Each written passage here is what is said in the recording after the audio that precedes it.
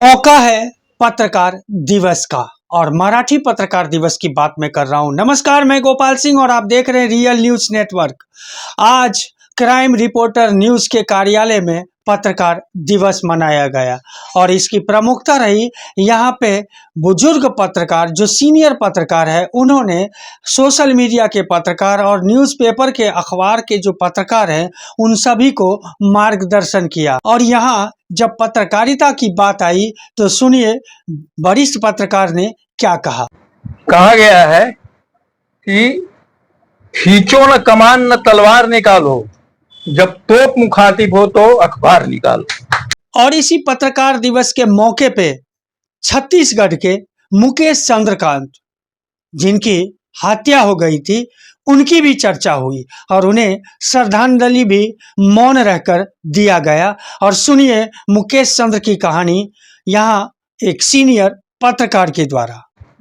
तुम्ही आताच बघत असाल की मुकेश चंद्रकांत छत्तीसगडचे पत्रकार, त्यांनी मोठा घोटाळा देशासमोर आणला आणि त्याच्या अगोदर त्यांनी नक्षलवाद्यांनी एका जवानाला किडनॅप केलेलं होतं। त्या जवानाला पण त्यांनी नक्षलवाद्यांच्या आत जाऊन, म्हणजे जिथे सरकार कमी पडलेलं होतं तिथे पत्रकार पुढे गेला आणि त्यांनी त्या जवानाला बाहेर आणलं, त्याला जीवदान दिलं आणि अशाच पत्रकाराला एका सेफ्टी टैंक मध्ये गाडून ठेवण्यात आलं, भ्रष्टाचार बाहर काढल्यामुळे। बड़ी आई धन्यवाद देने की, क्योंकि यहाँ 20 से ज्यादा पत्रकार का जमावाड़ा था, जिसमें दीपक कोटेकर, शिवानी दुबे और वरिष्ठ दीक्षित जी, उपाध्याय जी और बहुत सारे पत्रकार यहाँ थे। और सबसे बड़ी बात है कि धन्यवाद देते हुए फिर मंच पर जब बुलाने की बारी आई तो बात आई दीपक कोटेकर की। और दीपक कोटेकर आज बसे विरार शहर का वो चेहरा बन चुका है जिस पे लोगों का विश्वास है। देखिए जब दीपक कोटेकर आए और उन्होंने जब मंच पे बोलना शुरू किया तो वाकई सारे पत्रकार हैरान हो गए। धन्यवाद इसलिए कि आप सबने बड़ा शांत रह करके वरिष्ठ पत्रकारों को सुना, और सचमुच कईयों को इतना भी पता नहीं होगा कि पत्रकारिता के दौर से होकर के आज इस मुकाम पे पहुंची है। वरिष्ठ पत्रकारों को सुनने का मौका पहली बार नहीं मिलता है। ये हमारे सौभाग्य की बात है, गर्व की बात है कि वरिष्ठ पत्रकार हमारे समक्ष मौजूद है, युवा और तेजतर्रार पत्रकार हमारे समक्ष मौजूद है। इन्होंने जो जानकारी दी है, जो बातें हमें बताई हैं, काफी हमारे लाभदायक सिद्ध हो सकती है। इसलिए सबसे पहले जो हमारे अतिथि हैं उन सबकी लंबी तालियां हो जाए। इसके साथ ही जैसा सब जानते हैं कि पत्रकारिता अब वह नहीं रही जो कि 30 साल पहले रहती थी, 40 साल पहले रहती थी। पत्रकारिता बहुत तेजी से, सुपर फास्ट गति से भाग रही है। पहले electronic media, print media, web media का जो इस समय प्रचार प्रसार चल रहा है, जिसे डिजिटल मीडिया कहा जाता है, लोग सोचते भी हैं, समझते भी हैं, तब तक न्यूज सामने आ जाती है। कई बार आधी अधूरी भी रह जाती है, अब परिपक्व भी रह जाती है, पूरी जानकारी का अभाव भी उसमें रहता है। लेकिन फिर भी हम आज के वर्तमान युग में डिजिटल मीडिया को नकार नहीं सकते। ठीक है, अब डिजिटल मीडिया का इस स्थिति में क्या रोल है, वर्तमान में उसकी भूमिका क्या है और किस तरह से लोग बड़ी तेजी से डिजिटल के माध्यम से पत्रकारिता के क्षेत्र में प्रवेश कर रहे हैं, इस सब विषय पर जानकारी देने के लिए मैं दीपक कोटेकर को बुलाना चाहूँगा।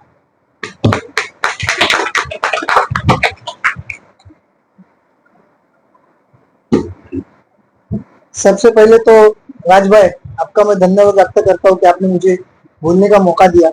आज का जो दिन है उसका महत्व हमारे वरिष्ठ पत्रकारों ने बताया, किस तरीके से बाल शास्त्री जांभेकर जी ने काम किया, फिर किस तरीके से पत्रकारिता दिन ब दिन बढ़ते गई।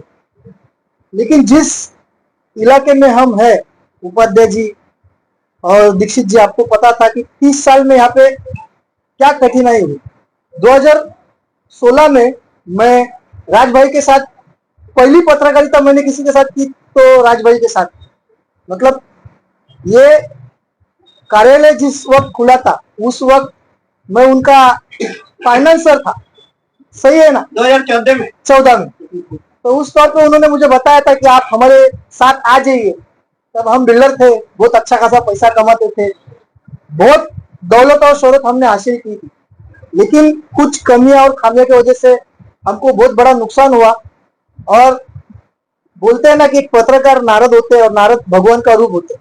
जब नारद बोलता है तो उसकी वाणी सच हो जाती है, वैसे उनकी वाणी सच हो गई और मैं पत्रकार बन गया। मतलब पत्रकार के वाणी में कितनी सच्चाई होती है, एक स्वरूप है। अगर पत्रकारिता की हम बात करें तो 2019 में प्रदीप शर्मा जी जब नालासोपारा 132 मतदार चुनाव क्षेत्र से चुनाव लड़ रहे थे, तब हम ठाकुर के खिलाफ काम तो कर रहे थे, लेकिन ठाकुर के खिलाफ हम छापते थे, बोलते थे, इसके लिए संपादक हमको अपने चैनल से बाहर निकल देते थे, या तो जो खबर हम लिखते थे वो उस पत्र में कभी आती नहीं।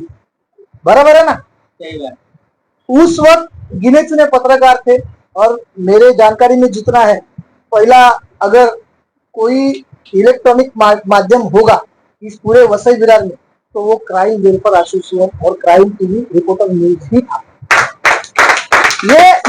ये चैनल उस वक्त था जिस वक्त यहाँ पर ठाकुर ये नाम लेने के लिए भी पाबंदी थी, लेकिन आज इसी ठाकुर के नाम के सब जगह बैनर लग चुके। आपको मैं मेरी बात बताऊं तो अभी मैं रेंट पे रह रहा हूँ, भाड़े पे रह रहा हूँ, तो इन 4 सालों में मैंने 30 बार अपना घर बदला। 30 बार मतलब मैं सुबह अपने मालिक के साथ समझौता करता था, 4 दिन में मालिक आके अपनी दुख दुविधा मुझे बताता था कि आपको घर खाली करना पड़ेगा। आप बोलते हैं ना कि जब पत्रकार पत्रकारिता पे उतर आया तो उसको कितनी कठिनाइयां भुगतनी पड़ती जो हमने भोगी, वो किसी को पता होगा, किसी को पता नहीं होगा। खास करके मेरे तिवारी जी दोस्त है, अजय वर्मा है, बहुत सारे मेरे मित्र है पत्रकार, उनको ये बात पता है। लोग तो ऐसा भी बोलते थे कि एक पत्रकार था जिसको डामर में डाल दिया, वो आज तक दिखाई नहीं दिया, पर हमने उनको उल्टा जवाब दिया। वो पत्रकार वो दिन अलग थे और आज के दिन अलग है। उन्होंने पत्रकार को डामर में डाला है, हम उनको डामर में डालेंगे।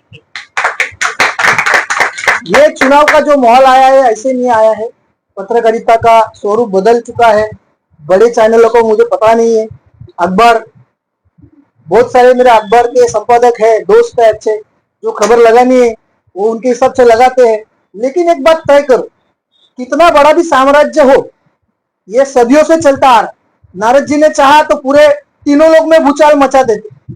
वो एक ही ऐसे बंदे थे कि उन्होंने कोई बात कही तो तीनों लोगों में भूचाल हो जाती थी। उसी तरीके के पत्रकार है। अगर आप दाऊद के जमाने में देखो, हाजी मस्तान के जमाने में देखो, उसके बाद गुंडों का जमाना आया, फिर नेताओं का आया, बीच में पुलिस का आया। इन सभी जमानों में, इन सभी युगों में पत्रकारिता अपने स्तर पे श्रेष्ठ रह चुकी है और उन्होंने अपना श्रेष्ठ दिखाया है। ऐसे कितने पत्रकार हैं जिन्होंने काम किया है, मार भी खाया है, मार दिया भी है। और मैं आज भी आपको कहता हूं कि पेन लिखने की ताकत रखते हो तो हाथ में तलवार रखने की भी ताकत रखो। अगर कोई आपको बोले तो आप, वो एक बोलता है तो आप 10 बोलने की तैयारी रखो।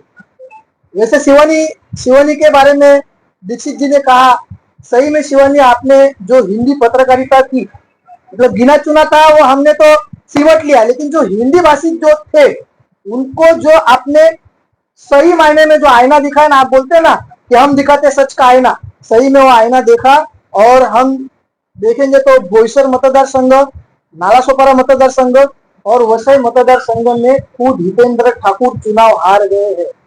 तो कहीं ना कहीं हमने जो पिछले 2.5 साल से बारिश, लोगों को पानी नहीं मिलना, बिजली की समस्या, गटर में पानी, घर में कचरा, लोगों की तकलीफें जो हम उजागर कर रहे थे ना, ये लोगों ने देखा कि नहीं, सही मायने में हमको इस बार बदलाव लाना चाहिए। तो बदलाव भारतीय जनता पार्टी ने नहीं लाया, ये बदलाव लाया है हम पत्रकार भाइयों ने, और इसके वजह से आज बदलाव हुआ है। तो हमारा ये दायित्व बनता है, आने वाले समय में वसई विरार शहर महानगर पालिका का चुनाव है।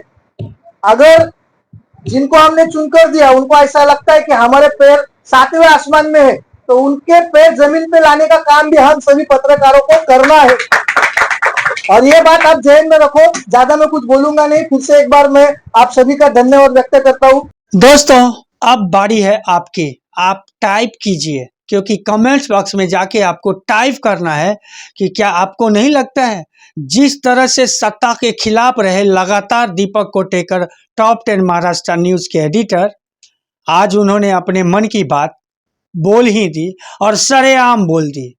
दोस्तों, इसी तरह की खबरों के लिए रियल न्यूज़ नेटवर्क को लाइक, सब्सक्राइब और शेयर करना ना भूलें, क्योंकि हम बात हमेशा मुद्दों की ही करते हैं और करते रहेंगे।